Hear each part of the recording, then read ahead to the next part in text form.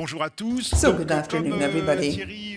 As Thierry just said, here we're going to talk about the new career of Nicolas Winding Refn. We're not going to go back and talk about Pusher and Bronson and things. I'll just say a few words. I think, Nicolas, that if we sum up your career, your work, we could talk about experimentation. Pusher, for example, you shot that in '96. You were very young. You had a place in the Copenhagen Film School, and you decided, on the contrary, to shoot a film. Then you announced, okay, you're going to make Pusher 2 and Pusher 3. Then you agreed to make Bronson, which was a biopic about the gangster, and you turned it into a film.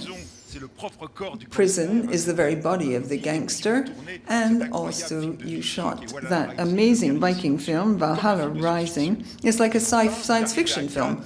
And finally, you came to Cannes with Drive, and it's in 2011, and you got the Best Award and became internationally known. All of a sudden, everybody who loves the cinema was fully convinced of your skills. Wasn't that wonderful? So instead of doing Drive 2, Drive 3, you suddenly did something totally different. You did Only God Forgives with Ryan Gosling as well, but it could be viewed as the opposite of Drive.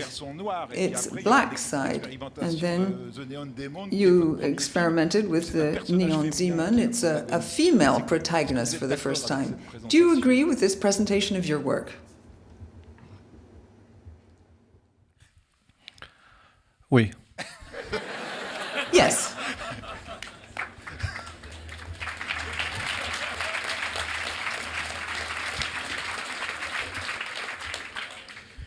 I think it's important that you always,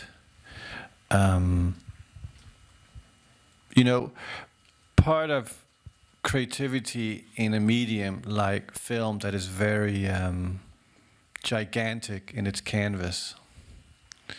And in terms of, there are many aspects of the entertainment of film. There's both your artistic integration, like what you want to do when you create, and then there's the showmanship. And those two things have to kind of coexist. And I always thought it's more interesting going against the expectation, because then every time you reinvent your creativity, which essentially is the whole point of what we're doing. I'm here to channel my emotions through this medium called images.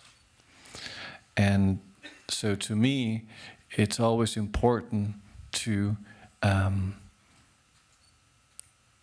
remember, like I say, well, it's like Christmas. You don't know what you're going to get, but it's going to be really good.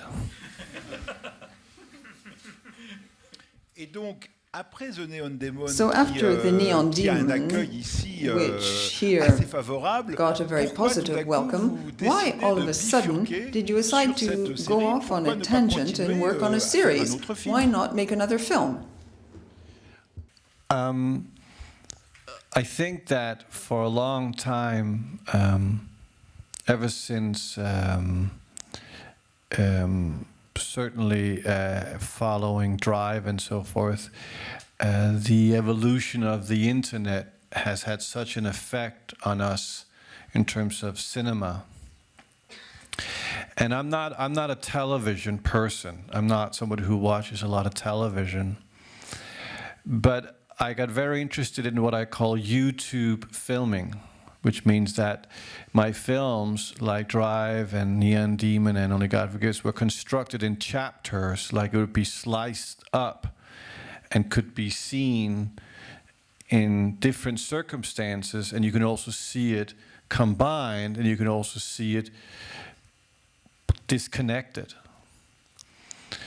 And to me, that was very interesting, and more I've been watching, whenever I watch something in that category. So when I was making The Neon Demon, there was this buzz in LA, because it was the time that Netflix was really starting to create original content with a lot of success. And everyone in the industry was like, you got to get into TV, because that's like the next big golden turkey. And I didn't really want to get into it, but I was very interested in this idea of streaming, which, you know, Netflix had really been the front runners for, the idea of putting everything on at once, and then you can just go to town and watch it. So I was like, well, let me see what I can come up with, because this streaming concept is very interesting. And I decided that I would do a streaming movie after The Neon Demon, because I could actually make a film that had no boundaries. It had no rules of time, because time is always your enemy in creativity. But here, because the internet or the digital revolution is a flow around us that we can tap into and tap out of, and how my children use entertainment, and even how I myself do it. My media time is in the morning when I make lunch for the kids while my wife is running or something. And I watch a lot of YouTube things, and I click around, and I really enjoy the freedom and then control of it. So I was like, I want to make a really long movie. And I can do that on streaming, but I could never do it in the conventional theatrical term. And really that was like the basic idea of Too Old to Die Young.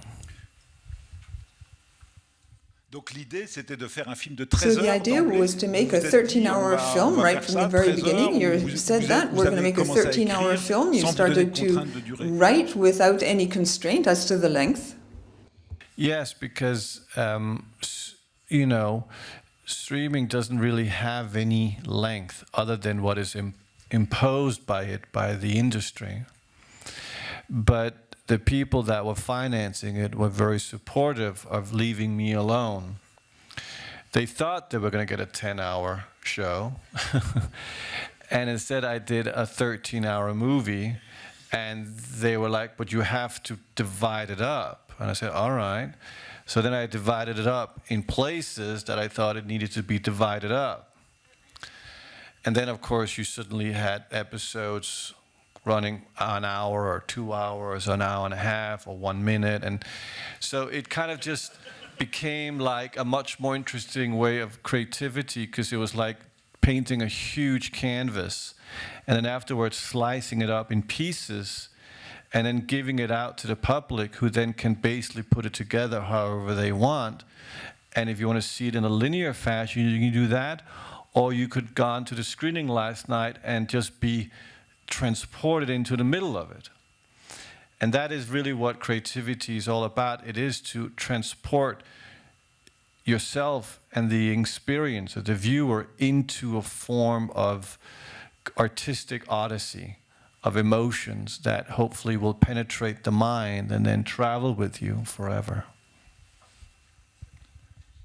En même temps, c'est vrai At que the vous avez same time, proposé hier soir it's les true épisodes that 4 last et night 5, you showed us mais ils episodes font un 4 tout. and C'est-à-dire 5, que but they celui form qui a se whole. retrouverait comme ça devant une liste de 10 Someone épisodes, who has a list est-ce of que 10 vous lui episodes, dites, say, are you vas-y, going to pioche tell that comme tu person, veux, well, ou just est-ce see qu'il n'y aurait whatever pas quand you même un like? guide? Isn't Il there me some semble par kind exemple que of l'épisode 5 guide? hier, I on l'a think mieux savouré episode en ayant vu le 4. 5 was more appreciated having seen episode 4.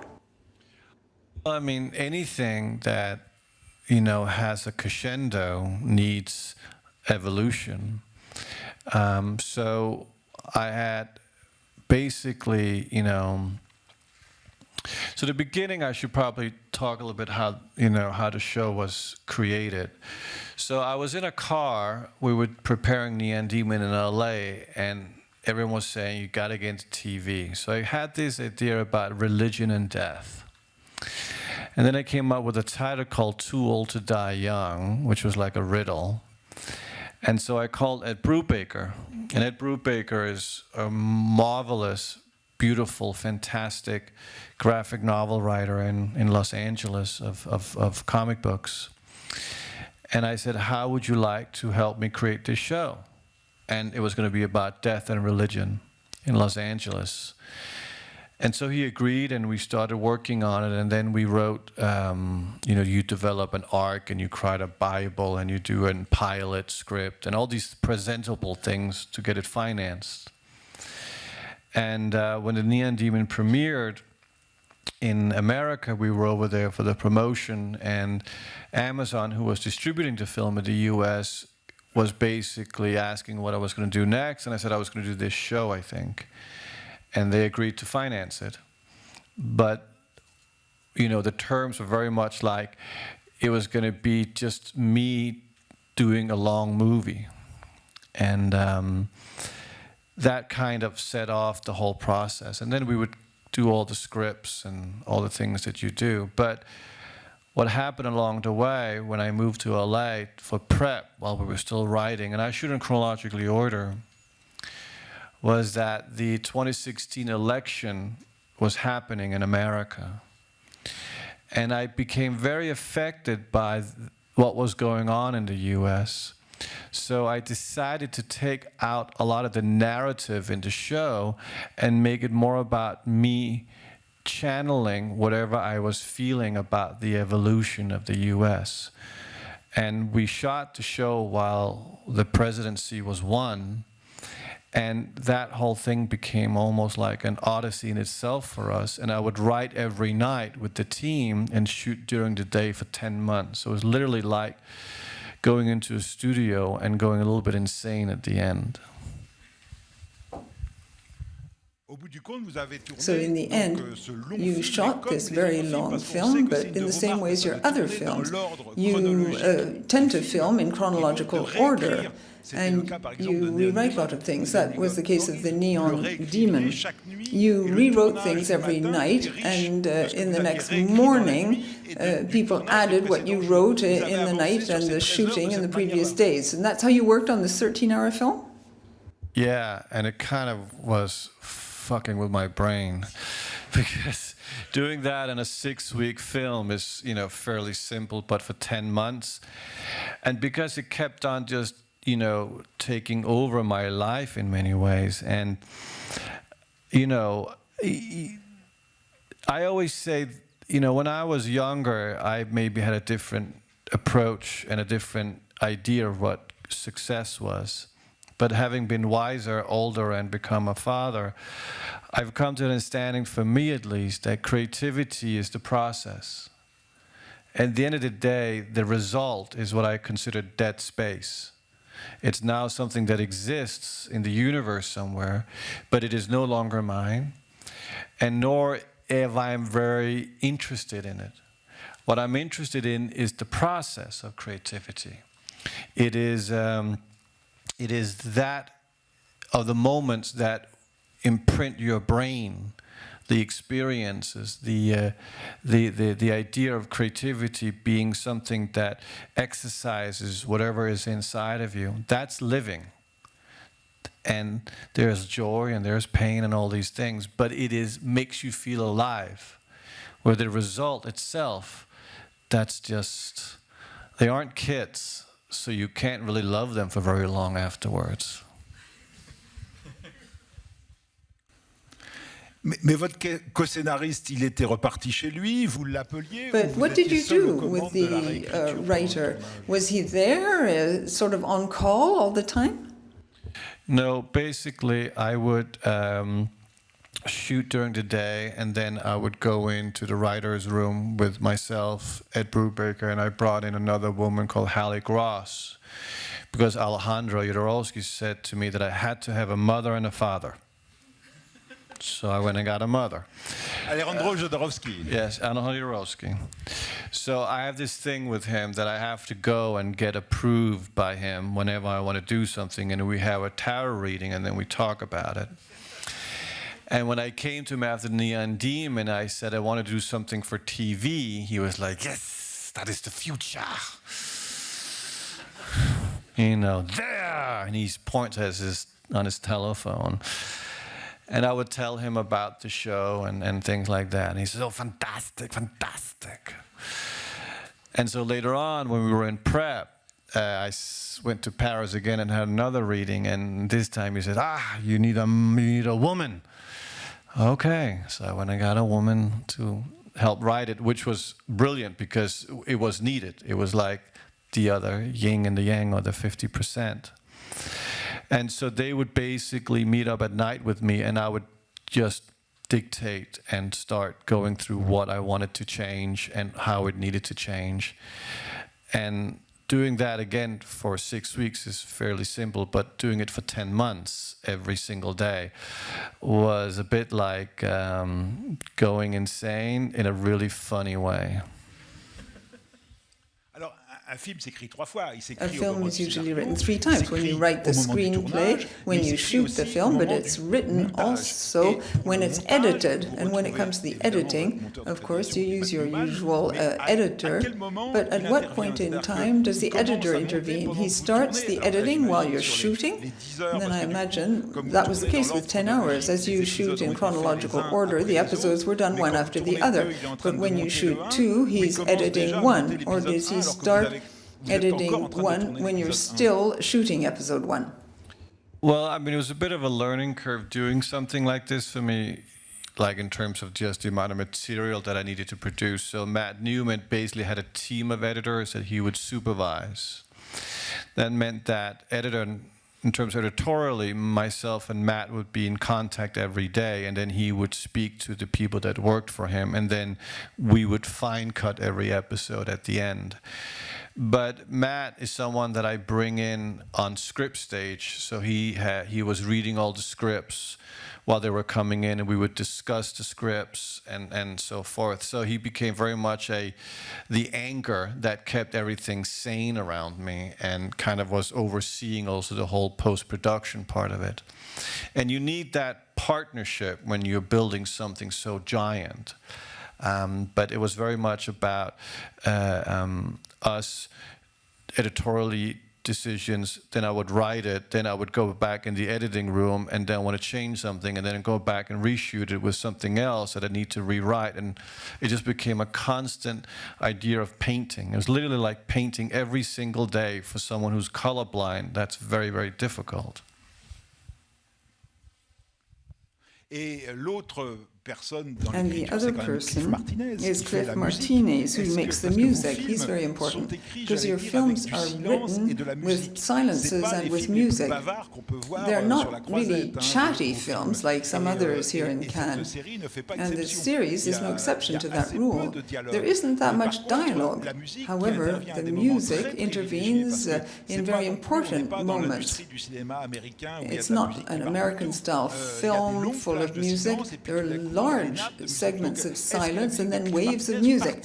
So, does Cliff Martinez's music, is it part of this writing adventure?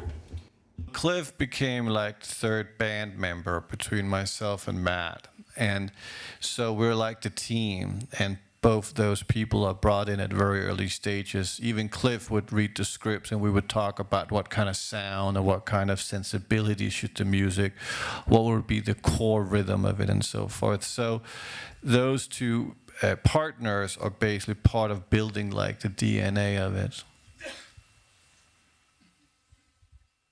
Mais moi, je serais tenté sur cette série de In donner this series, un quatrième nom, would qui est give le a fourth chef name, opérateur qui au départ est Darius Khondji. director of photography, Comment vous avez idée de faire Darius venir Khondji. What led you to bring in Darius Khondji, who was involved in Seven and all sorts of wonderful films, but who you never actually worked with? With him, did you decide on the visual code for the entire series? It's very interesting. With episodes 4 and 5, which we saw last night, episode 4 has the lighting of Darius Khondji, and episode 5, that of Diego Garcia. And if you have a blind test and don't look at the credits, it's hard to think you've changed your director of photography. I met Darius Khondji at Cannes about 2 years ago at the 70th birthday.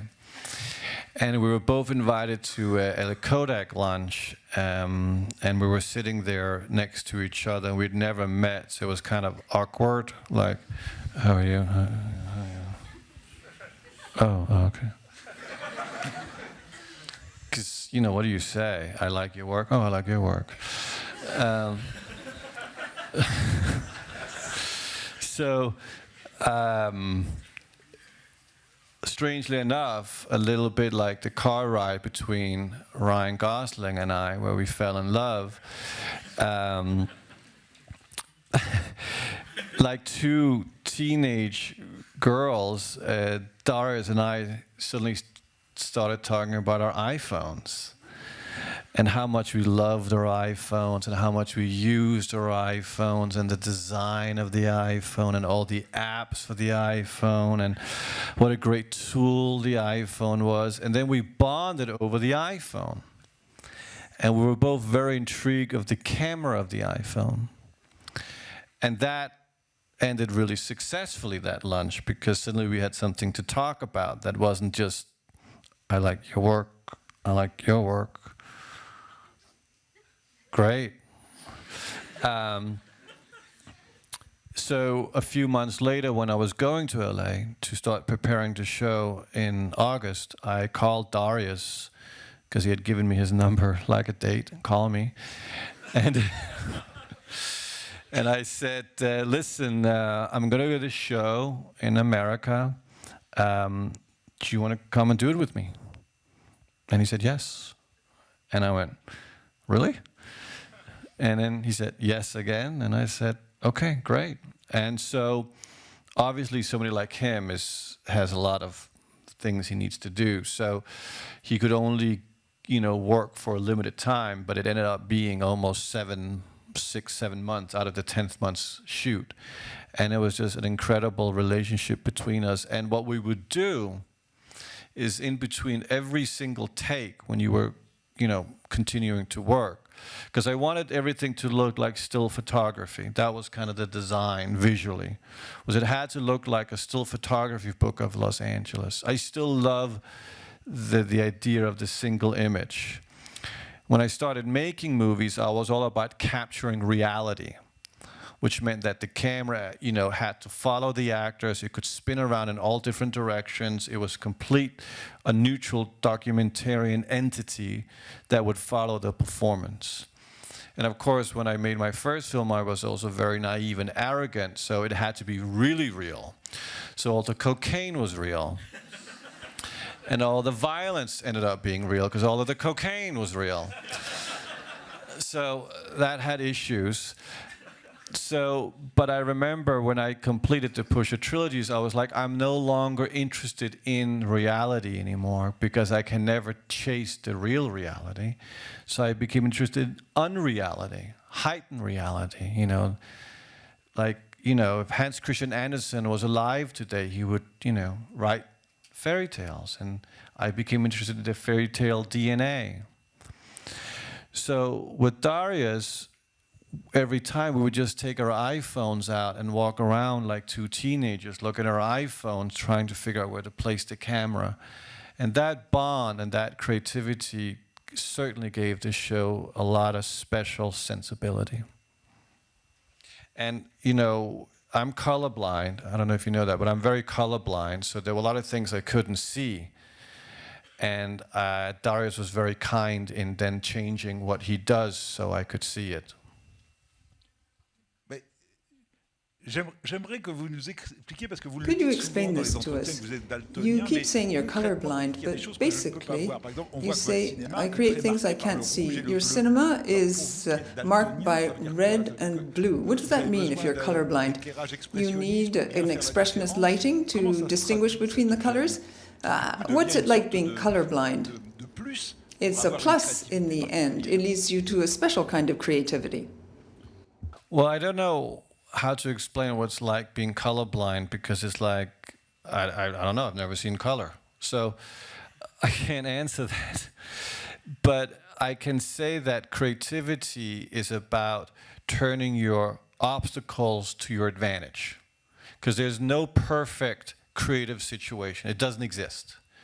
Your job as a channeler of emotion is to turn your weaknesses into your strengths. And I've certainly had been diagnosed with many terrible things in my life, and I always said, well, I need to turn that to make an advantage, because what's so fucking great about being normal? And here, when it comes to the color aspect of it, I learned I was colorblind when I was 24, because I was in a shoe store with my first-time girlfriend, who later on became my wife, but I didn't get a girlfriend until I was 24. And I had sex, but I just didn't have a girlfriend. And I didn't pay for it. But so anyway, I'm here with Liv, is her name, and she's trying on a pair of shoes, and she tries on another pair of shoes, and I'm like, I think she's retarded, because they're the same pair of shoes. And then she said, oh my God, you can't see the color, can you? No, they're both black. And apparently they weren't. So then I learned my whole life that I had seen things out of color. And, you know, they would say, oh my God, that must be terrible. No, it's a great thing, because then I have my own color palette. So I can only see extreme colors. I can't see mid colors. And I think there's some test that's been done that certain things I physically can't see. So with Darius, I was always like, I can see this, this, and this. So this is what we need to work with. And he was enormously respectful and engagement in that process. And again, we became partners in something that was an obstacle that we turned into an advantage. Et à ma connaissance, vous n'avez jamais tourné en noir et blanc. You've never shot anything in black and white. Would that be a tempting experience, or on the contrary, would it be too complicated or not interesting for you? No, I mean, I love black and white. It's just finding the right project. And then, of course, there's the commercial sensibility of what black and white can mean in the business sense. But I'm a huge admirer of black and white, especially of black and white photography. So maybe next time. So I'd like to go back to this idea about working with Darius. When you start in this way on a series or a 13-hour film, do you say, well, we're going to set up special color codes? As there were 10 months filming, and Darius was there for 6 or 7, the same Bible was used by the other directors of photography. Is that how it worked? Well, I mean, again, because of something of a show like this, you had 3 months of prep, and you could prep X amount of shows. By then, you were just in free fall. So again, you had to think fast. And that was the biggest pressure of being under, of thinking always fast when the clock was ticking. And, you know, you get tired and so forth. But at the same time, it's very exhilarating. So there weren't really a color palette. It was just like, let's look at it, let's make it, can I see it? Looks great, let's shoot it. Alors, so, when Darius was asked, and he said, would you agree that sex and violence sums up the 2 key words in the film? You talk about death and religion, not sex and violence. Well, I mean, anything with death obviously is a form of violence, and then religion is very sexy, so it's just another way of saying sex and violence. Alors, okay. We really have the continuité impression that there is continuity in terms of the subject matter of your previous films. Sex, women, they're angels and demons in your films. In episode 5 in particular, you see this terrible world of pornography and rape, and on the other side you have Jenny, the friend of the hero, who's this young girl who represents for him something very beautiful and very sensual at the same time. Oui. Et comment ce mélange en vous What about this mixture in you? Do you agree with the idea because your films are deeply marked by a kind of aspiration to purity. Can you find that in sex and in violence as well? Can violence be sort of the opposite of sex? I think that in terms of creativity, you know, and they're the two core emotions that always runs through anyone's work is sex and violence. And it's, of course, a very, you know, quick way to define it, but, you know, it is the essence of everything in life, and it will mean something different to basically to whoever asks the question.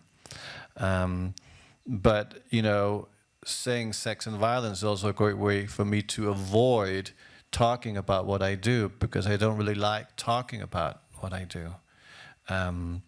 I enjoy making it, but I don't enjoy really talking about it, because I'm not a politician. I'm not here to be voted into anything other than just being who I am and what I would like to do. When you shoot a film, obviously, you have to think about how you're going to represent sex and violence. When shooting, and in terms of what you've planned to do, how do you divide things up, or do you just improvise, in fact?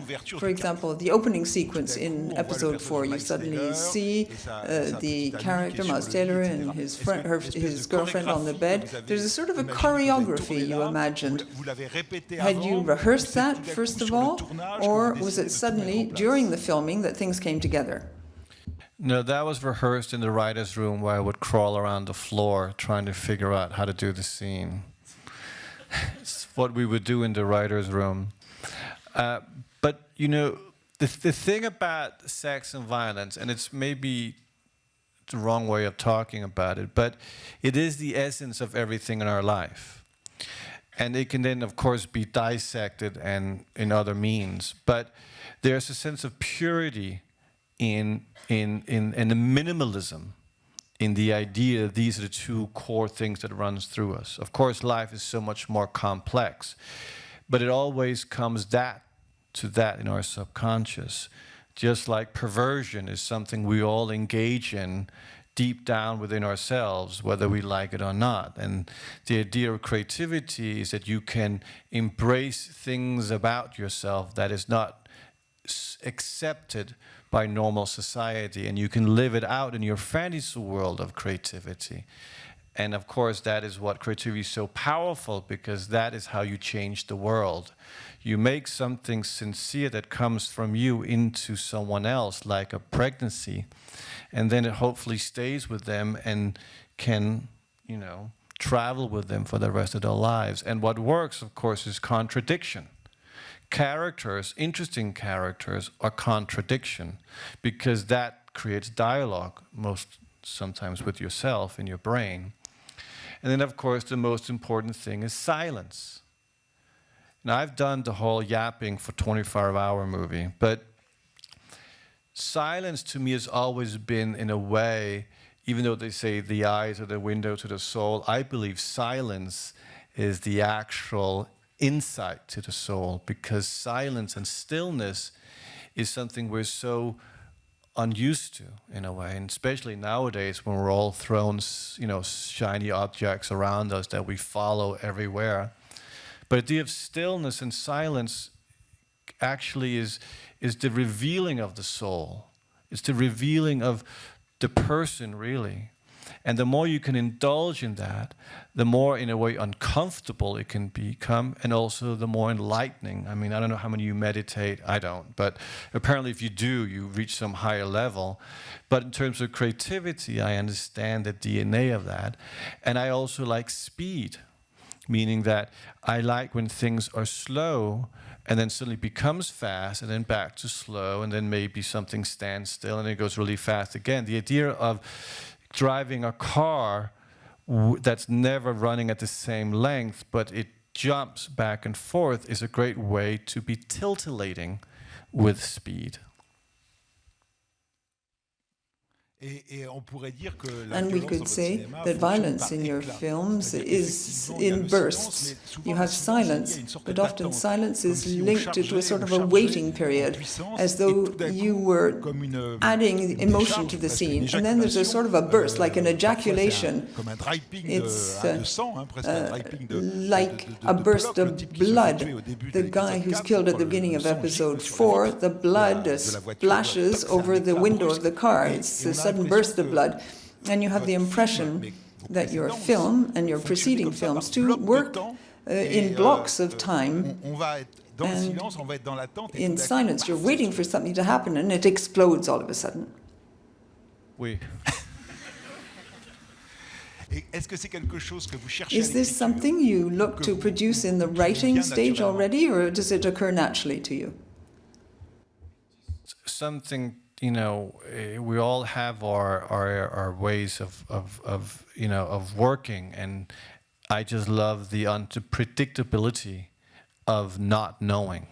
So a lot of it is going against the expectation of what and how, you know, narrative is told.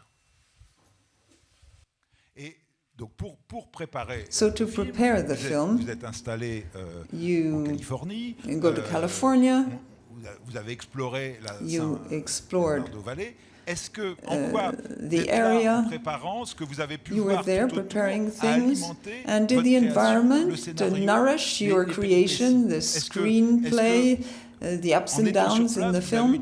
As you were on the spot, did you get new ideas that you hadn't thought about? Well, of course, you know, and especially coming from low-budget filmmaking, you're always very, very dependent on surroundings to make quick decisions. So, you know, you use our tools the best way we can. And for example, you talked about Trump, for example. Did politics become quite important? It's the first of your films where you see political meetings, you talk about fascism. I get the impression it's the first time that you introduce politics in the forefront of a film. Well, because I think with the 2016 election in the US, sex and violence became such a big topic of everything because of the whole human behavior around the 2016 election. And when I was making the show, that is what I got more interested in. And because we were shooting the show when he became president, that itself became kind of more the source of inspiration, because I was just reacting to all the things that was happening in the US at that particular time. And there's another thing which I find really striking in the film. It's humor. There was a lot of humor in Neon Demon in many respects.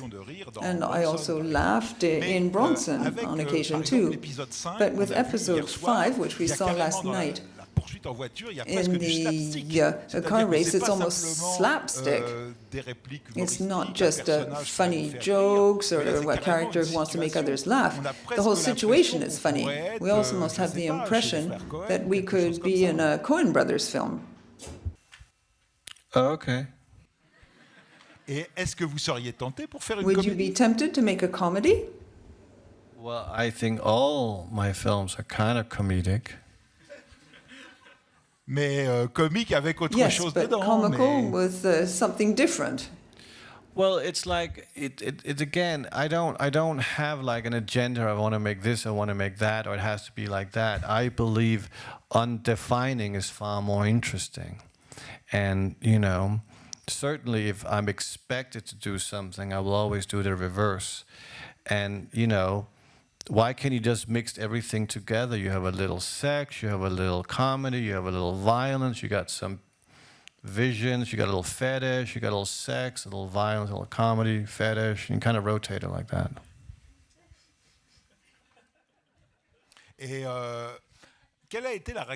What was the reaction of Amazon when they found the finished film?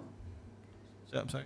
What was Amazon's reaction when they saw the film once it was finished? How did they react, Amazon?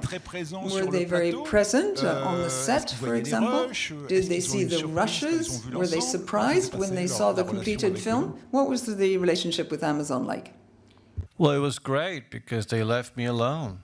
And what more could you want, you know? And when I showed it to them, they were very much like, oh my God. Okay, great, let's go on. And, and of course, having Cannes presenting it is itself a great, evolution of it, but also in a way a great evolution for Cannes. And in that streaming is the future. I mean, there's not even no discussions about it. It is the force around us that we tap into. And I think this opportunity last night, presenting a streaming show, which essentially is a 13-hour film, is just, a step into the new evolution of what cinema is becoming. It doesn't mean that you can't do what is conventional, but you have to embrace the future. And that's what's so interesting about teenagers. I mean, let's just look at our kids and adapt to what they're doing rather than trying to pull them into my world or somebody else's world that was more of the past. What's funny is you say that young people may watch a film on their smartphone, but if you look at the film on a smartphone, there are some scenes which are very dark. Colorly, in terms of colors, you don't see much. When you shoot a film, you don't think about how people are going to actually be watching it. I mean, whenever you do anything, you have to basically have the mindset that what I'm going to be making, it has to be as good as possible on an iPhone. I'm not a smartphone guy, but an iPhone, and in a large stadium-sized screen like Cannes. You can't say one is for the other because you won't survive commercially. You have to be able to adapt that in a way, rather than having one thing, you have multiple avenues. And that's far more interesting than just having one. That's what we should embrace. It's the future of creativity is options. It's like,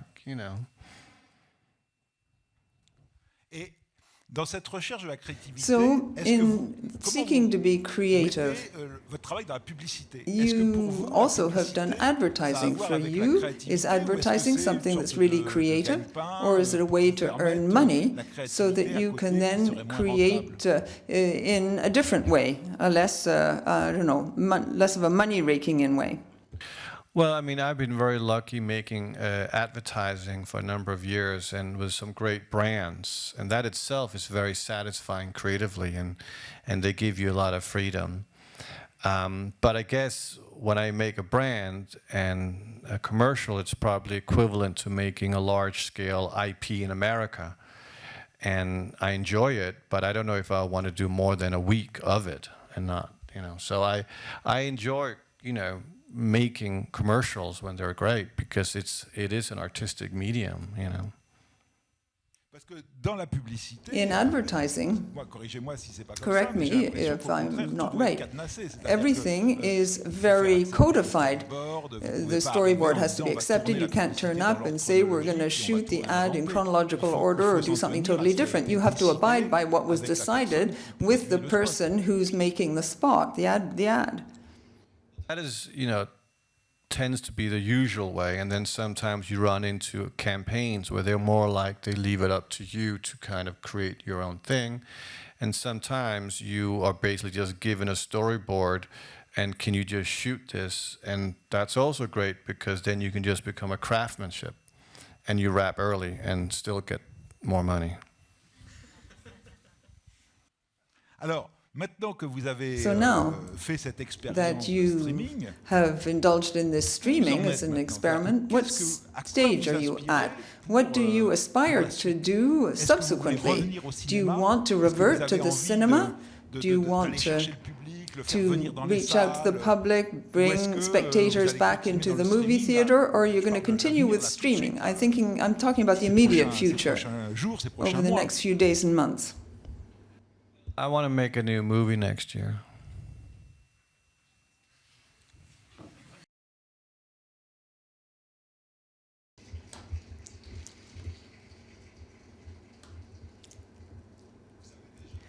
Do you already have an idea, a script, or a producer? Do you know who's going to finance it? Or is it just a wish? yes, yes, yes, and no. Bon, alors peut-être rendez-vous à Cannes l'an prochain pour le So voir. alors. we'll maybe see you again in Cannes déjà to très watch your avancé. film next year, if things are fairly advanced. Maybe. En même temps, on se At the méfie un peu same parce time, qu'on vous we're a bit annonce sur des tas de mistrustful. projets et puis People finalement, talk c'est ce que about vous you in disiez lots tout à of l'heure, projects. vous êtes This is what jamais you là were saying earlier où on. on vous You're attend. never where you're On a parlé de expected. Barbarella, We on a parlé de talked l'âge de about cristal, Varela, et puis c'est des the projets que age finalement of vous avez Crystal, décliné pour faire and autre chose. then you C'est loin declined de- certain d'être un things and reproche de did ma part, something mais else. tout d'un I'm coup, il y a not beaucoup de choses en criticizing, suspens, et but a lot là, of le things film, are il est, sort of on the sidelines. So your film, sur les rails. it's on the tracks, is it? Everything around you, I always say it's like a track train, and everything just moves around, and whenever it's ready to get made, it just gets put on this train ride. You know, and you go out and you find the money, and then you go make it, and then you move on to something next. You know, it's like, it's my job. It's like, it's my 9-to-5 work. Making shit happen. Et est-ce que ce film, vous allez l'aborder Are différemment you going to approach après this cette film aventure de differently after this streaming adventure? Yes. Qu'est-ce qui va être différent? What's going to be different? I don't know yet. I haven't made it. Mais vous l'avez écrit. But you've written it. Vous l'avez écrit. You've written the film. Kind of. Ouais. Et de toute façon, vous le réécrirez. In any I have event, the you'll concept. rewrite it. And I know how and what I need to do with it. And I have the title. Et le titre, on peut l'avoir ou And c'est trop will you gourmand? tell us the title, or is that asking for too much?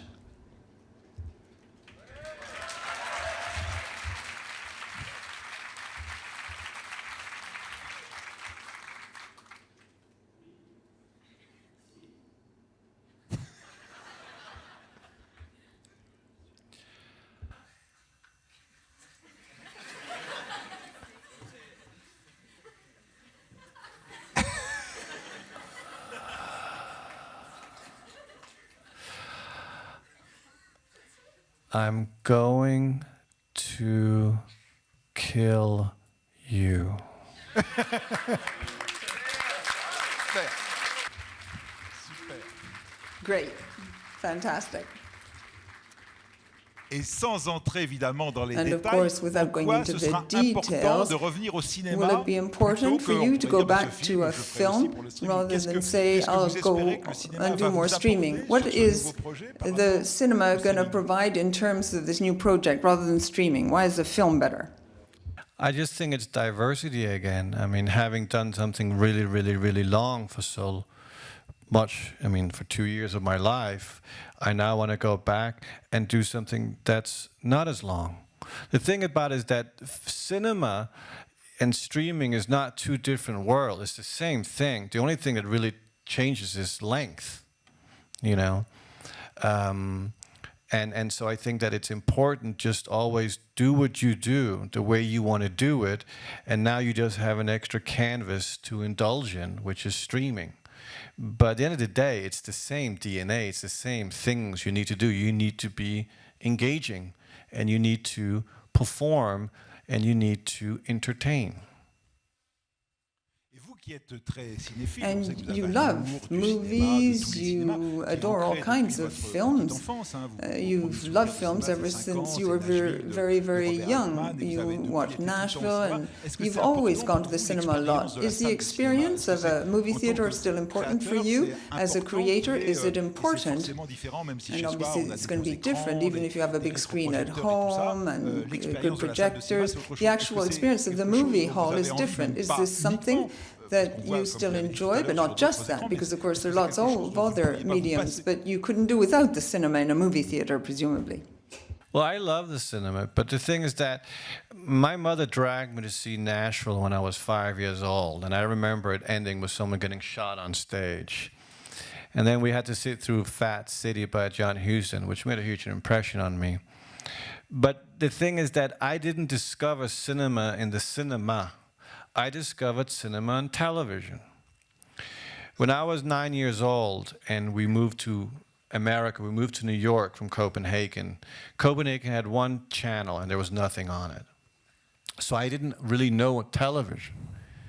And I'd gone to the movies once in a while with my parents to see a cartoon or something. But when I came to America and I discovered television, and with a click of a button, I could change channels into different emotions, and I could control the time of when I wanted to click. And I could basically slice through different odysseys of emotions with a click of a button, whether it was advertising or a movie or a TV show. That to me is what I found very, very interesting. And then when I was 14, cinema found me because I didn't really know what to do with my life until I saw the Texas Chainsaw Massacre, and I saw, oh my God, that's what film can do. It can be that. And so to me, I've always said television is kind of the essence of how I discovered filmmaking with the click of a button.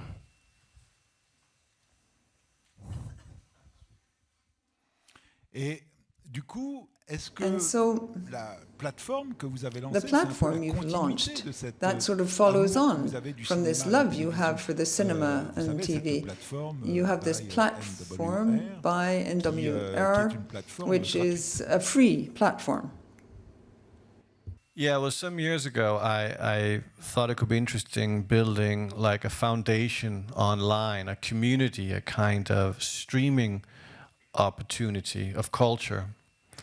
And I didn't know quite what it was to begin with, but I brought a team together, and we created by NWR.com first, and now we've done the French edition, .fr.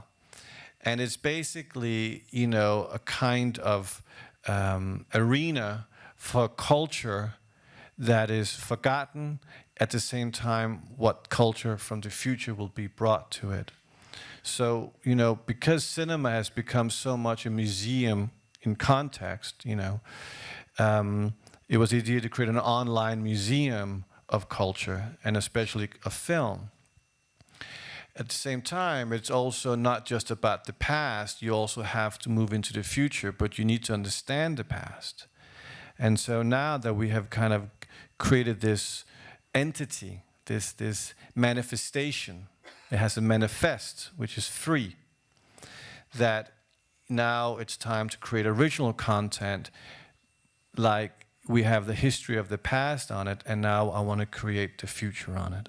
And the idea that you can maybe sometime, not long away from us, start making your own material through this, your own outlet, a little bit like, you know, you would see back with either the painters or the writers hundreds of years ago. So in other words, you'd become a producer. You'd become a producer. Some of the programs will be made by you and others by other directors. Is that what you mean? The idea that it gives me an opportunity to start exploring the idea of self-streaming, you know, and I think that is essentially the artist's final frontier, is to make something in your home, from your home, and stream it from your home. You know, certain musicians have been able to do that and so forth. But in cinema, we haven't gotten there yet on a commercial level. And that's one of the experiments that we wanted to do with by NWR. The cinema is a collective job, whereas a musician can be alone, for example, or there may be 2 or 3 musicians, but the cinema is more complicated to do all by yourself. That means that you need to have a crew. Oui. So, because the financing, even if the films that you make available free of charge on your platform, you buy them, you restore them, sometimes they're not subject to copyright, but they have to be restored. Your films on the platform are always impeccable. That costs money, and it'll be more expensive to have original creations. Oui. But it'll always be free. It'll remain free for the spectator. I don't know yet. The thing is, like everything, it starts somewhere and will become something else.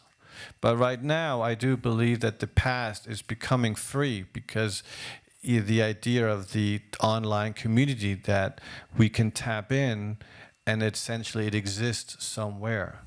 And it's more understanding of what that means, and the idea that free is almost becoming a new form of currency.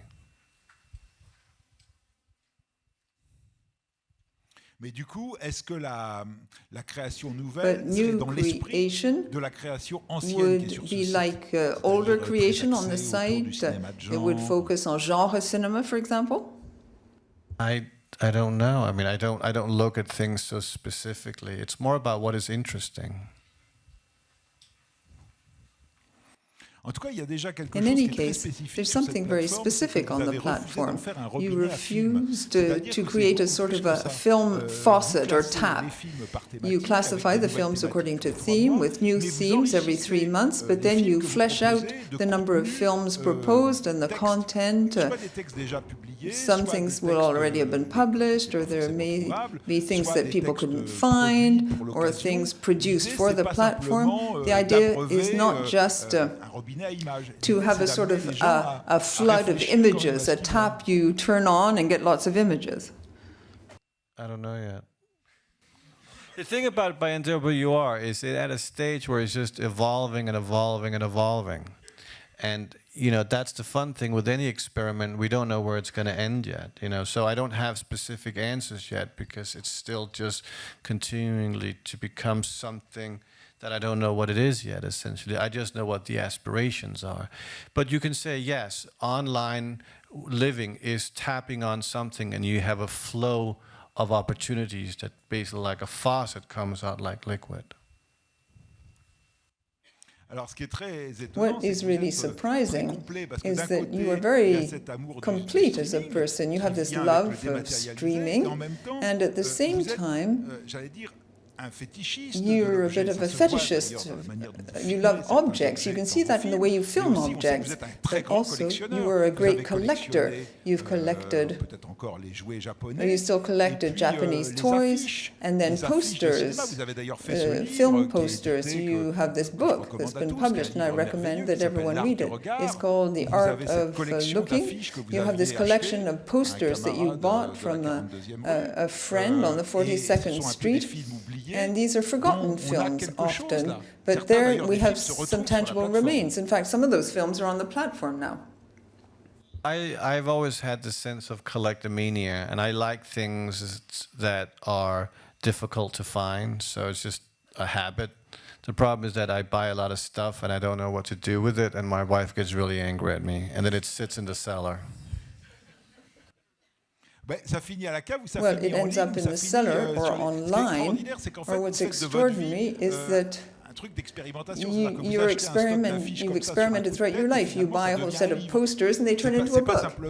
It's not just something that ends up in the cellar, like, you know, in most people's case.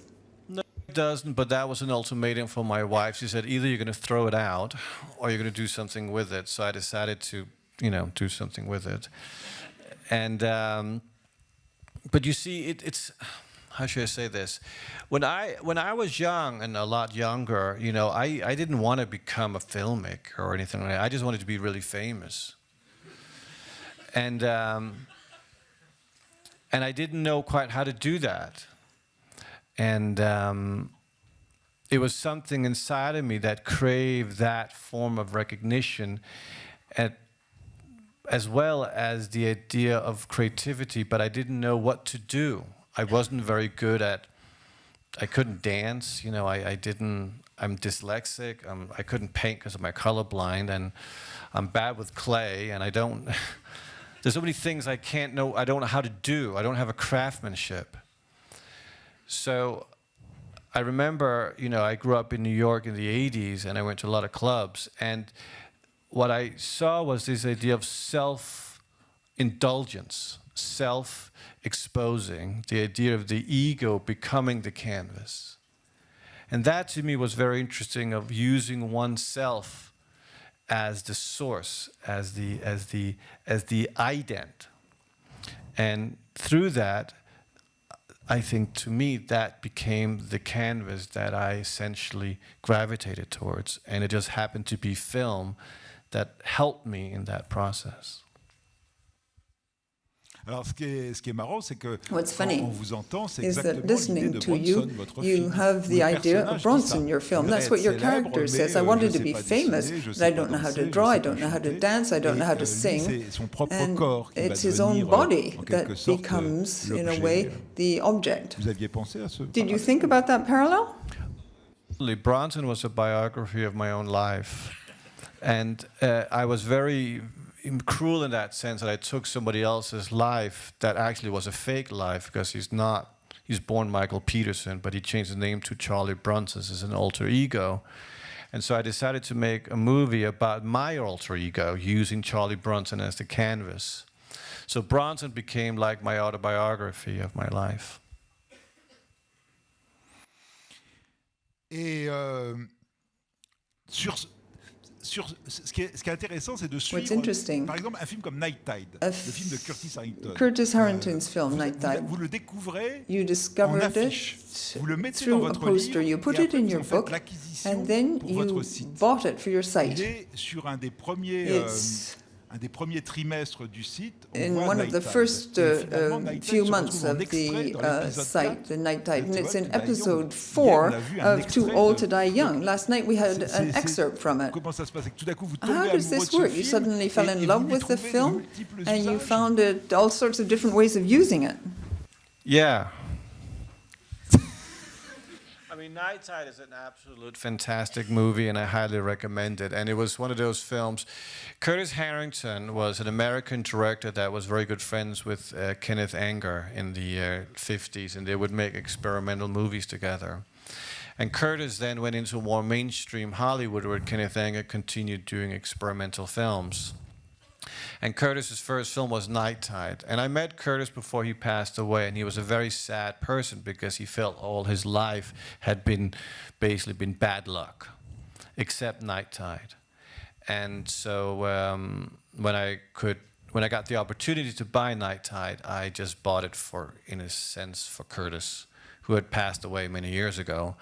And then the negative was completely destroyed, so it was going to be considered a lost film. And I said, no way. And then I went to France at Aventi, and they actually did a frame-for-frame restoration of the film for about a year, and were able to create a new negative. So thank God for the French. So the restoration of films is something which interests you too. We're here in Cannes Classique. You came a couple of years ago to present the vampires. Were you involved in the restoration of the vampires too? A little bit, but not as much. It was before I started getting into it. But I don't really get into it. I have like a team of people that know about restorations. I don't know really much about anything in terms of chemicals. I just like the idea of restoring. And today, are you participating more actively, or do you just get labs to do things and look at the results? I don't even look at the results. It's people that do look at the results. I just pay the bills. Et quelle est votre ligne de conduite auprès de ces films? Est-ce que vous avez dans votre tête une wishlist des films que vous aimez? In your head, you have a list of films that you like and you want to restore, so that you can see them yourself and enable others to see them? Or do you have people who are looking for things for you and then who propose a list of films that you might buy or restore? No, it's the restoration team that basically finds and discovers titles and brings it in what they find interesting. I don't really have anything to do with that anymore. It's kind of let to other people to kind of discover that, and they've been very lucky so far in finding very interesting material and just exploding the library. What I suggest we now do is to broaden the discussion. You know, now we used to talk about a master class, now we talk about meeting somebody, and you all are thus meeting this afternoon with Nicholas Winding Refn. So if you want to ask him any questions, the time has come. Voilà, je vois, voilà, on va mettre un peu de lumière. Voilà, okay, comme let's ça, switch up the lights so that we can see the hands going up in the room. Monsieur, là, the gentleman here has a question. Alors, oui, comment on va faire? On a Now, how are we going to proceed? I think a microphone is necessary. Bonjour et merci pour votre Thank présence. you for being À la here. Cinémathèque, vous aviez dit At devant tout le monde que vous aviez les the mains les plus Cinematheque, douces du you monde. said you had Et je the voulais most savoir gentle à quel hands in moment the vous avez world. dit At que what les point mains, ça allait in être un time thème did you récurrent think dans that vos films. hands would be a recurrent theme in your films? I don't know, but I remember when I was very little, I would have my mother rub Vaseline on my hands and put gloves on them while I was sleeping, so I would wake up with really soft hands.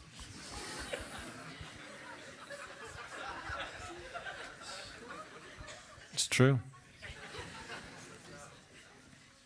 Juste derrière, monsieur.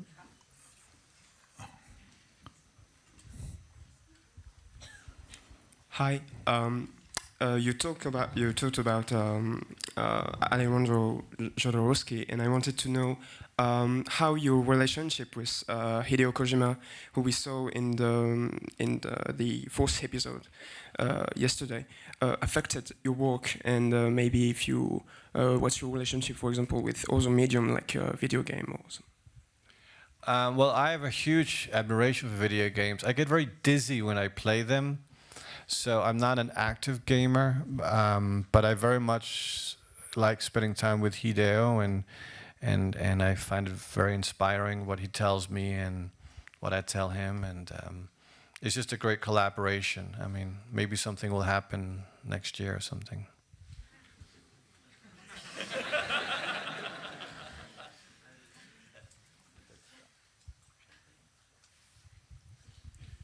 Hi, thank you for the talk. I find it very interesting. I'm a big fan of your work.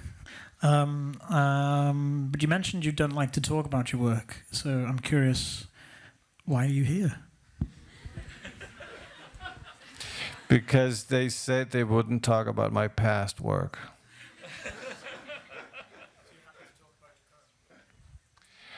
I'm happy to talk about what could inspire other people to create, but if you ask me why I do what I do, or why is this, or why is that, or do you have a mother issue, or how are you feeling about your father, how's your siblings, how's your sex life, I don't really get into that.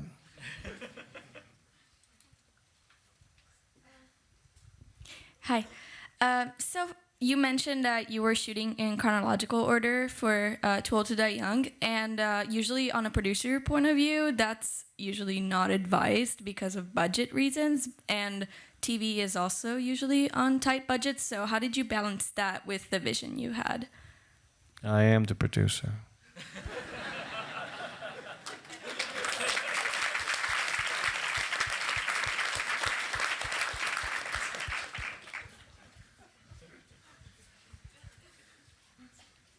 But great question. I like your pants. Why did you pick that particular color? Prada told me I would look really good in it. Well, you do, so nice.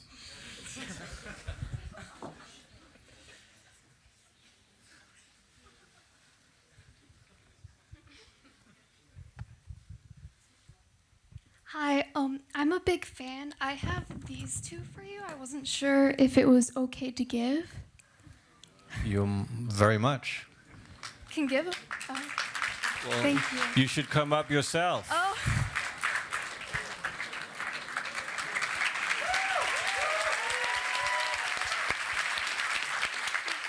Did you make them? Yeah. That's you? Mm-hmm. Oh, wow, that's... Yeah, I illustrated it. I have a neon demon too. Wow. You want to touch my hand? Sorry, my hands are a little sweaty.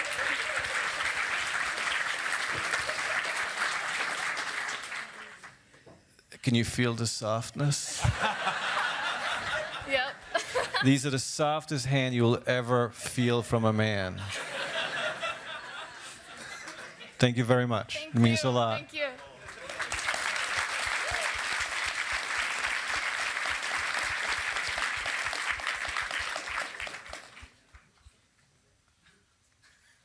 Ah, ici.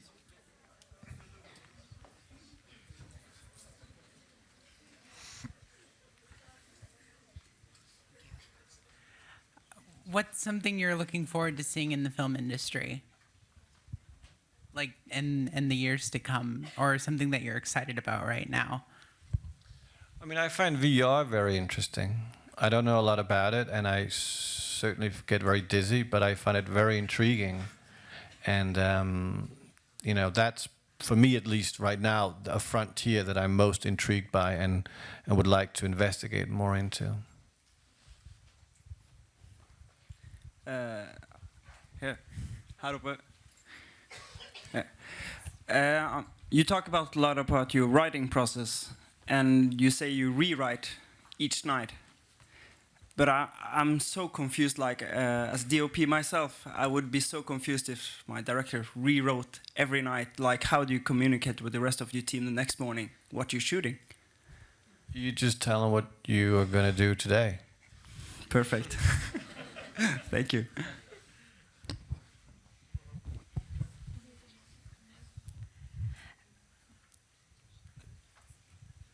You told that your essence of the cinema is really close to the TV. So what do you think if the Netflix or Amazon or other streaming services can become the home of such a huge films and more important than the cinema as it is now? So, I'm sorry, what was the question? Est-ce que Netflix, Amazon peuvent être à l'origine Can Netflix and Amazon give rise to really great films? Was that your question? Well, sorry, what was your question? Okay, if streaming services can become the new home of big films, I mean, now the films and their big screens are more important than those ones that are becoming on Netflix, Amazon. So can this tendency of TV format become more important? Yes.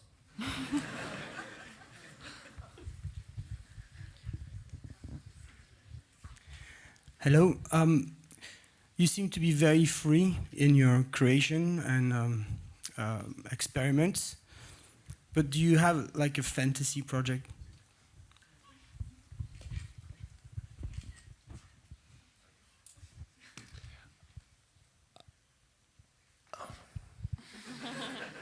Actually, I don't know.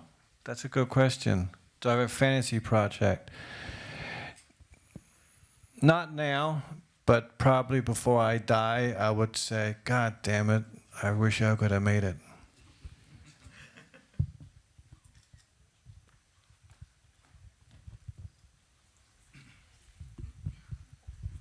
In regards to non-linear sort of storytelling that you sort of got into a bit with this, you know, exposition of too young to die, too old to die young, would you try to go upon the element of what you were referring to with YouTube and the way that you enjoy to navigate through that kind of a space and try to appropriate that to a future work to a certain degree? Well, it's an interesting question because there's a lot of this experimenting of giving audience options, you know, to navigate through a narrative and like computer games and so forth.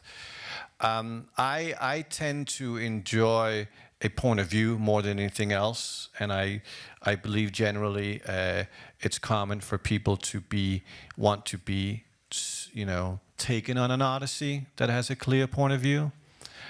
So that's what I would probably want to do myself. But again, you know, it's just another opportunity to create. And if it works for someone, I mean, they're all the power to them.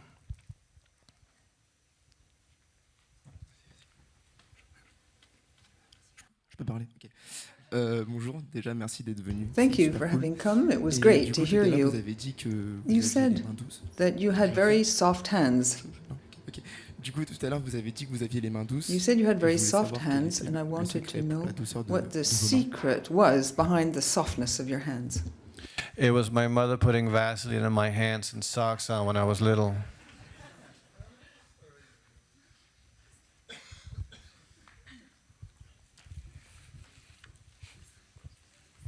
Hi. Over here, on your left. There we go.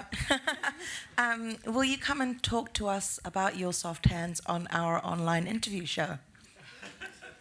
Sure. Great. We'll come and talk to you. Yeah. Hands.com.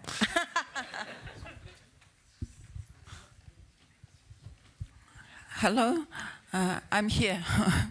I'm here. Here. Hello. First of all, I would like to say that I think that the films are somehow a reflection of our life, our time, you know. They're superficial and shallow. And you know that you watch YouTube, you said, but what kind of books you read? Do you read philosophical books? Or you just watch YouTube? Do you agree with me that you're a little bit shallow?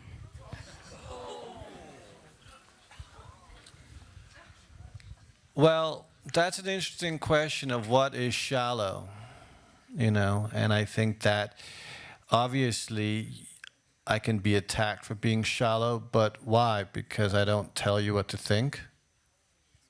I mean, obviously you're looking for some kind of meaning and you want me to answer it for you because God forbid you should think yourself.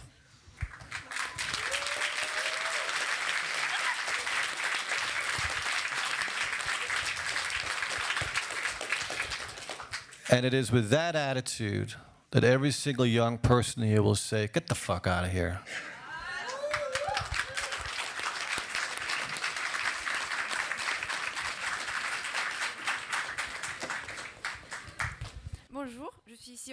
Hello, I'm here in the middle of the room. I'll be speaking in French. When you said that the Trump elections influenced you in the way you made your series, do you think that your other films have also been influenced by politics or some political aesthetics? No, I mean, this was the first time that politics literally infused in the writing of the show. And I think it had a lot to do with the exposure that Trump was having to people in America, how they would react to each other, what people would be saying to each other, how people would be thinking of each other. I mean, it's such a chaos that it's not about politics, it's about human behavior and human instinct. And that's essentially what art is. It's about human behavior and human instinct. So it was a source of just like insanity that we could show a projection of through this, you know, entertainment value of Too Old to Die Young. Merci beaucoup. Bonsoir, je suis là. Good evening. I'm over here. J'ai une question concernant les I have a différents moyens question de faire de l'image. about the way you can make images.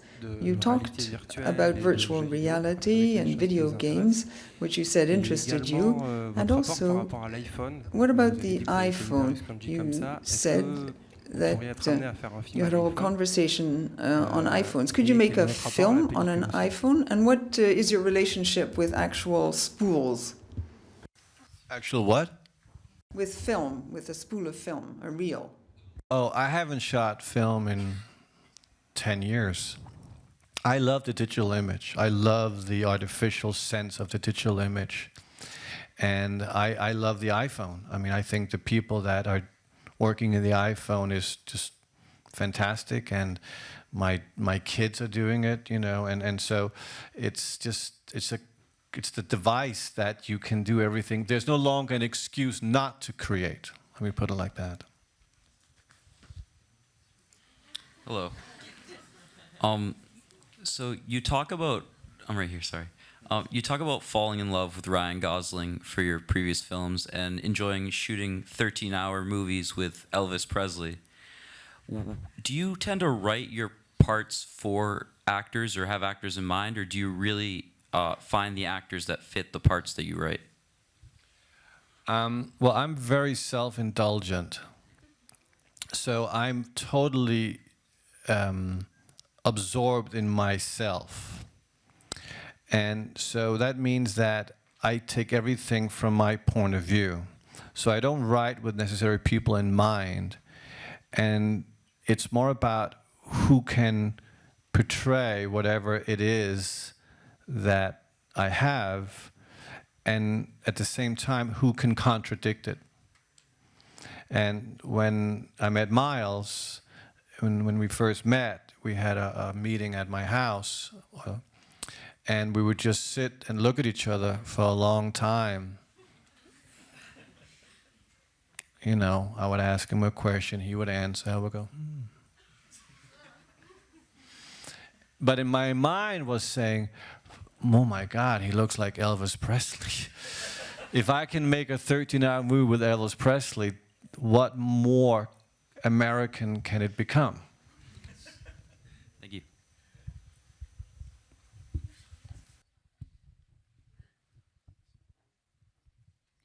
Ici. Bonjour. Bonjour. Okay. Déjà, merci d'être venu. Thank you for being here. I'm a great fan of yours. In your films, you respect the rules for composing images. You have a huge wealth of visual images, but spectators, through the story, the sound, and the editing, you steer them in your direction. How do you find a balance between what is very pure and what is also violent? How do you work on that relationship? Well, I just kind of close my eyes and I just go, what would I like to see? And then, you know, it's very simple in a way. And then it just becomes a technical way of how do you achieve that. But I always believe less is more, none is everything. So make it as simple as you can to the greater effect in a way.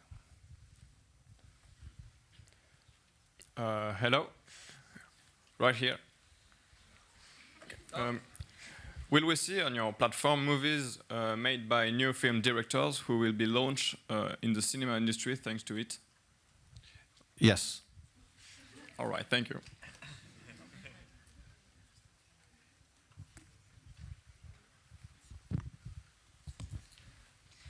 Bonjour.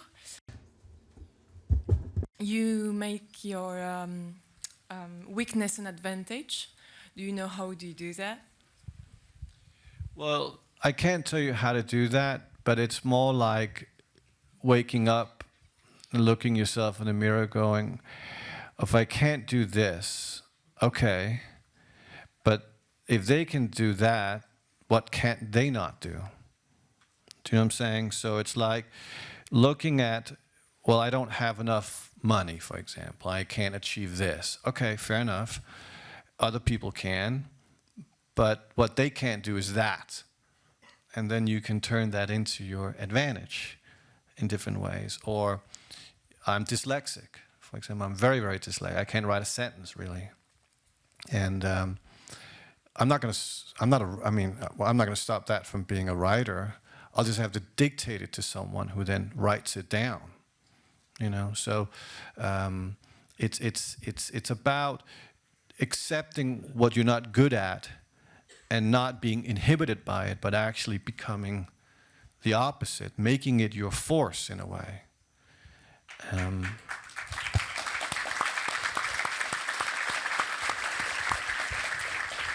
Because I mean, what I've been diagnosed with through my life of having to go and look at pictures and tell some shrink what that is, or some school teacher, whatever, I mean. Always at the worst of time, just think, what's so great about being normal? Thank you. Bonjour. Tout au fond ici. Tout au fond ici. Ouais, c'est pas grave. Right at the back. Merci beaucoup de votre présence Thank you for being ici here aujourd'hui. Today. Je profite du fait qu'on soit dans un festival, As we're un des at plus beaux festivals au monde, one of the most voire beautiful le plus beau, festivals in et the qui world, reconnaît à la fois les gives great cinéastes très reconnus, mais recognition to également les cinéastes pour leur well-known premier film. directors and directors who've just made their first film. Jeunes de la Do you nouvelle have any génération, young, new que vous aimez generation particulièrement, directors et who dont vous you aimez really particulièrement le love style? and whose style you really like?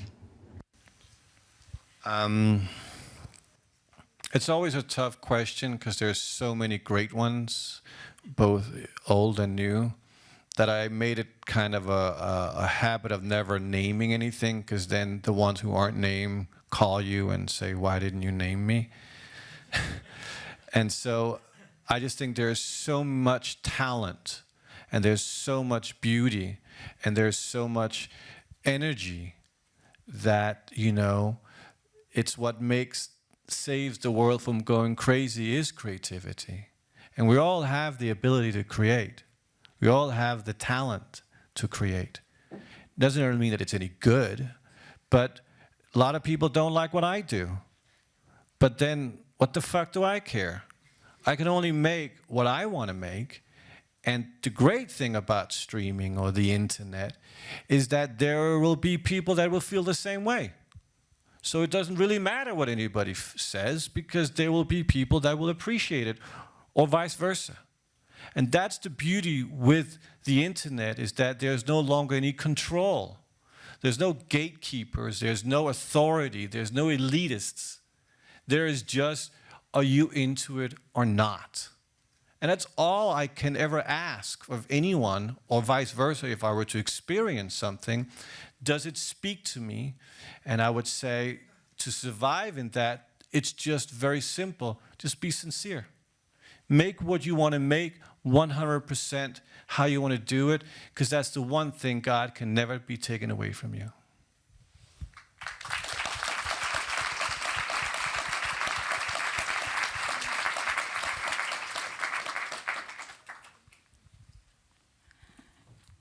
Good afternoon. Right here. Yeah. Smile and pretend, yes. So I'm curious to know your opinion on experimental film. I did go to the premiere last night. I watched Too Old to Die Young, and I did notice that there are some experimental elements that you use, especially with the sound design. I would like to know a little bit more about that. Well, I always think it's important to experiment on all levels, you know, and because that never repeat what you've done before. That's just a golden rule, in my opinion, because you never want to get comfortable. You always have to live in fear, and make whatever you make, whether it is a movie that you're going to make your movie as the last movie you're ever going to make, because if that becomes your last movie, you went out big. Don't think of the long term. Don't think about, I'm going to do this and this and that. Just make what you do the last thing. The only advice a filmmaker had ever given me that resonated, that I understood, maybe not the first when I heard it, but later on, was Eli Kazan. I know everyone knows who Eli Kazan is? Yeah. So Eli Kazan and I were having ice cream in Stockholm in the mid-90s, and I'd done my first movie, and he was very old and stuff like that. And I asked him, so what advice would you give a young filmmaker? And he said, I was thinking, here it goes, you know, bring out your pen and paper and take notes. He said, just very simple, do it your way. And I was like, yeah, well, okay, but what else? But there wasn't anything else, because that is the only thing you have. And you just have to be strong with that. And there is a perverse satisfaction in creating diversity, because there is a perverse satisfaction in being the object of everyone's obsession, whether they love or hate you. It's like taking your clothes off in public. There is a form of strangely perverse idea of satisfaction that, even though it can be very, you know, terrifying. But creativity is exposing yourself, you know, and be giant about it. Be self-indulgent. You have to be self-indulgent. Be an egomaniac. Of course, you got to be an egomaniac. Be a narcissist. Yeah, you're creating your own fucking thing. That's narcissism.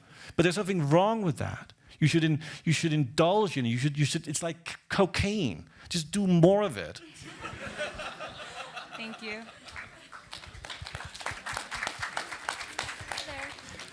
Hello. You've previously flirted with the idea of working on big studio movies like Barbarella, Logan's Run, and even The Ankal. Is this also something you would consider now at this point in your career, or does it come with a compromise? Well, every time you make something where there's so much money invested, it becomes compromised, and you have to just respect that. You know, it's like when I do advertising, I'm not making a biography. I have to deliver something that works with the brand. You know, the thing about making those kind of movies, and I love seeing them, and I especially on planes because I don't like to fly, is that it's a mindset you have to walk into. I personally just like creative freedom because that's where I live. That's where my days goes past, and those are the memories I will die with. And so that has always just been what I've been attracted to. Maybe one day the right project comes along. Absolutely, I'm down. I mean, me doing Star Wars, brilliant idea. But it does mean it's right for them. But that's also okay. We don't have to be right for each other. But as long as you just continue what you do, but always just remember that in the end of the day, creativity is all about you expressing yourself. Hello. Over here. Hi there. Do you have any advice about, during the creative process, considering commercialism, making something commercial while not letting that be a distraction from your creative process? And also, I just want to say, because you love the iPhone so much, you should look up a movie that's coming out this year called General Magic. It's about the actual true origin story of the smartphone. It actually was conceived in 1990 by a company called General Magic. Just saying, you might like it. Oh, cool. What was your first question? Sorry. Do you have advice about balancing your creativity and commercialism? Okay, right. Let's be factual here, because there's a few distributors, I'm sure, sitting here. Okay. This is how it's going to work if you want to survive in entertainment. And this is if you're an artist or a poet or a writer, whatever. Make sure that it works financially, because that is what's going to get you the next gig. And money is freedom. It just is. It doesn't make your life better. It doesn't make it more happier, but it buys you freedom and it buys you time to be free in. So, of course, you should always think commercially when you make something. It doesn't mean you have to dictate it to that and you have to change yourself, but just know that if it costs $1, you're going to be okay. If it costs $1 million, it's going to get a little more trickier. And as long as you can survive within it, there's like a parameter. We all want to make great movies that make a lot of money, or streaming shows, whatever you want to call it. Well, that's like playing Russian roulette with like 6 bullets. Then if you can make whatever you want to make that doesn't lose money, you can have a career your entire life. Then you can make great things that starts to lose money, and it gets difficult and difficult. Luckily in Europe we have a lot of subsidy programs, but a lot of those are just, you know, well, that's another discussion. But then you can make a bad movie that makes a lot of money, but no one cares, because it doesn't touch the soul. It just makes a lot of money. We can all like agree that it makes a lot. That's fantastic for everyone. It gets paid. It's payday. It keeps the industry going. But it doesn't. You don't sleep with it. And then you make a bad movie that loses money, and you know, that's once you're out. So that's the parameter. And just think of where you want to be. Où vous voulez être. Well, where you want to be, that's the end of this beautiful discussion. Thank you for being present. Thank you for these very interesting questions. And I think we can give a round of applause to Nicolas. Thank you very much for spending this time with us here this afternoon.